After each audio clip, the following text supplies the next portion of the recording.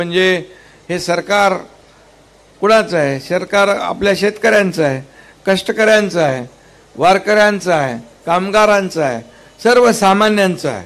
आणि त्याचबरोबर आपण काही लोक म्हणाले लाडकी बहीण तर केलं, लाडका भावाचं काय? मग लाडका भावाचं पण केलं. आता जो 12वी झालाय त्याला 6,000, डिप्लोमा झालाय त्याला 8,000, डिग्री झालाय त्याला 10,000 रुपये महिन्याला. आणि त्याच्यामध्ये तो वर्षभर त्या कारखान्यात अप्रेंटिसशिप करेल, त्याला तिथं नोकरी लागेल आणि ट्रेंड असं अतिशय स्किल्ड मॅनपॉवर आपल्या उद्योजकांना मिळेल. आणि म्हणून ते पैसे जे आहे हे सरकार भरणार आहे. अप्रेंटिसशिपचे इतिहासात पहिल्यांदा अशा प्रकारची योजना आपण सुरू केलेली आहे.